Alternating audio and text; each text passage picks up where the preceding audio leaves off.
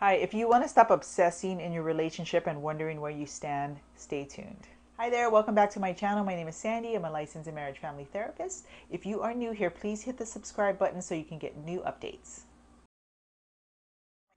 Today's video is going to be all about what the vacillator or the preoccupied attachment style can do to ease the obsession and the ruminating and replaying of their thoughts. So I have three main tips today. The first one is going to be to go on a good hunt. So what I mean by going on a good hunt is the vacillator tends to focus on the negative in their relationship. They look at things their partner is not doing and focus on that. The reason they do that is because they fear that that behavior will continue and it will disappoint them, because they do focus on idealizing relationships. If you watched my last video and if you are a vacillator, you'll see I described who the vacillator is and some of their negative tendencies.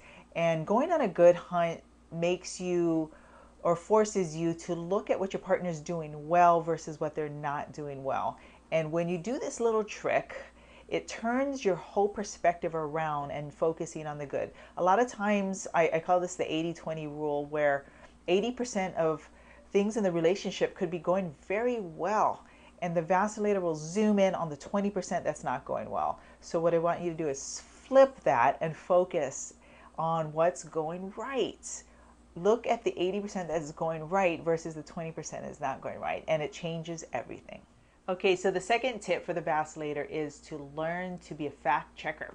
Okay, so what vacillators do in a relationship is they form assumptions and conclusions based on their feelings and not necessarily on facts. They might have partial facts, but not all the facts, and they form a conclusion and they put the pieces of a puzzle together without all the pieces, if that makes sense. So vacillators, I want you to take some time to gather the facts of something, reflect on it, and not pull data from the past into supporting your current assumption about something.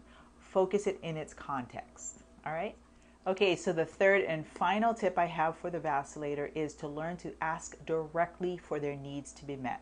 So in order to do this, you have to figure out what your needs are. So take some time to reflect on what your needs are using the feelings word list and figuring out what is going on with you and figure out what your need is. And then ask directly. Make an appointment with your partner, set up a discussion, and then ask directly for what you need versus hoping they read your mind and just figure it out. Give them some input of what you need, and they will gladly give you what you need, but you need to ask.